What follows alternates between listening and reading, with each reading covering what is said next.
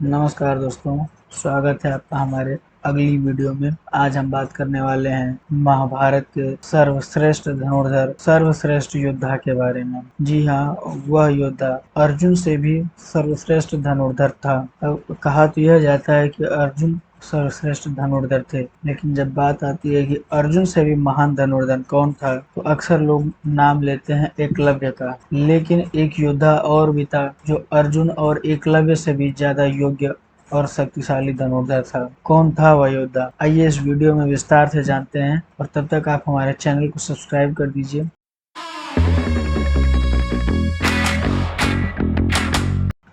तो दोस्तों, वह योद्धा कोई और नहीं बल्कि बर्बरीक था।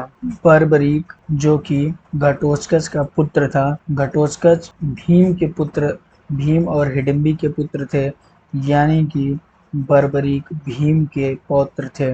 कहा जाता है कि जब एक बार श्री कृष्ण भगवान ने बर्बरीक की योग्यता जानने के लिए उनकी परीक्षा लेनी चाहिए, तब उन्होंने बर्बरीक से कहा कि यदि तुम एक बाण से इस पीपल वृक्ष के सारे पत्ते भेद देते हो तो मैं मानूंगा कि तुम सर्वश्रेष्ठ धनुर्धर हो। इस बात पर बर्बरीक छोटा सा नमूना दिखाते हुए अपना वाण चलाते हैं। वह वाण पीपल के सभी पत्तों को भेदने शुरू कर देता है। तभी एक पत्ता जमीन पर आ गिरता है, जिसे भगवान कृष्ण अपने पैरों से जानबूझकर दबा देते हैं। जब वह तीर सभी पत्तों को भेद लेता है, तब वह भगवान श्री कृष्ण के पैरों के पास आकर रुक जाता है। इस पर बर्बरीक कहते हैं कि हे महाराज, कृपया अपने पैर हटा लीजिए, क्योंकि मैंने अपने वाणों को केवल पत्ते भेदने का आदेश दिया है, आपके पैर नहीं। श्री कृष्ण भगवान को उनकी योग्यता का पता तब लग जाता है। श्री कृष्ण भगवान जानते हैं कि यह योद्धा जिस भी तरफ से लड़ेगा, कौरव और पांडवों के बीच हुए युद्ध में,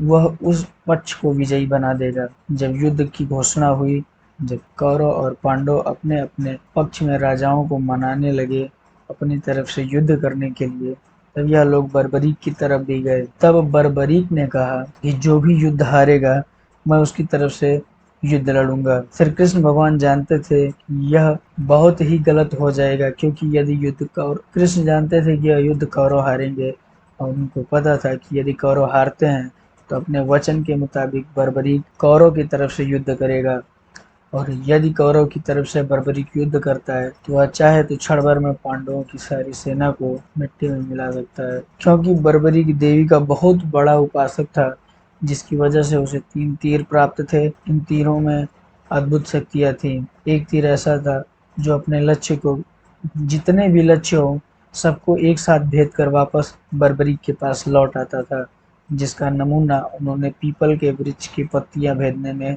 दिखाया था। तब श्री कृष्ण भगवान बड़ी चालाकी से एक ब्राह्मण का वेश धारण कर बर्बरीक के पास जाते हैं। बर्बरीक कहता है कि कहिए ब्राह्मण, क्या चाहिए आपको।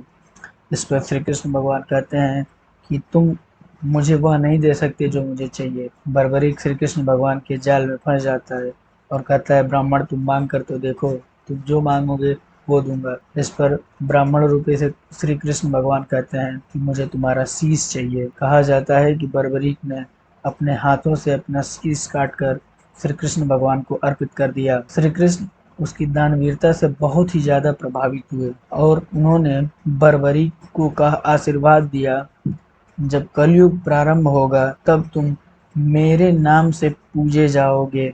और बर्बरीक ने महाभारत युद्ध देखने की इच्छा जाहिर की, जिस पर श्री कृष्ण भगवान उनके सर को एक ऊंचे स्थान पर रख देते हैं, जहां से वह सारा युद्ध देख सकें। कहा जाता है कि कटने के बाद श्री कृष्ण भगवान ने जहां उनका सर रखा था, उस स्थान का नाम खाटू था, और इसीलिए आज भी बर्बरीक खाटू श्याम के नाम से पूजे जाते हैं। श्री कृष्ण भगवान के आशीर्वाद की वजह से खाटू श्याम की श्रद्धा में भक्त हमेशा रमे रहते हैं। कृष्ण भगवान ने कहा था कि कलयुग में तुम्हारे दर्शन और स्मरण मात्र से ही भक्तों का कल्याण हो जाएगा। आप सब जानते ही हैं कि खाटू श्याम कितने ही प्रसिद्ध और पूजनीय देव हैं। वह कोई और नहीं बल्कि महाभारत के बर्बरीक ही हैं। खाटू उस जगह का नाम और श्याम श्री कृष्ण भगवान के नाम के आधार पर ही उनका नाम खाटू श्याम पड़ा है। तो दोस्तों, क्या आप यह जानते थे? अगर यह वीडियो अच्छा लगा तो हमें कमेंट करके जरूर बताइए, और हमारे वीडियो को लाइक कर दीजिए, इसको जितना हो सके उतना शेयर करिए, और हमारे चैनल को सब्सक्राइब करिए। धन्यवाद।